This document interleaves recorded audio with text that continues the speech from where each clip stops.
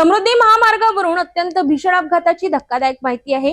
जालना जिल्ह्यातील कंडवची शिवारात ट्रकने दिलेल्या जोरदार धडकेत 6 महिला मजुरांचा जागीच मृत्यू झाल्याची प्राथमिक माहिती आहे। जालना जिल्ह्यातील समृद्धी महामार्गावर सायंकाळी सुमारे 5 वाजताच्या सुमारास भीषण अपघात घडलाय।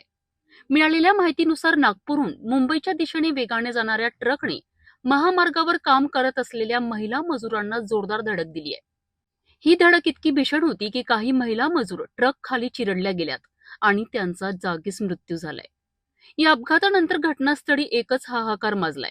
स्थानिक नागरिकांनी तात्काळ मदत कार्य सुरू करत जखमींना रुग्णालयात हलविले।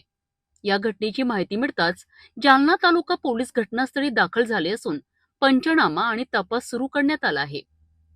अपघाताची माहिती मिळताच आमदार अर्जुन खोतकर यांनी जिल्हा रुग्णालयात धाव घेतली आणि परिस्थितीचा आढावा घेतलाय।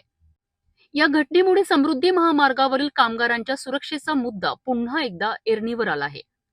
कामाच्या ठिकाणी पुरेशा सुरक्षेच्या उपाययोजना होतात का, असा गंभीर प्रश्न उपस्थित केला जात आहे।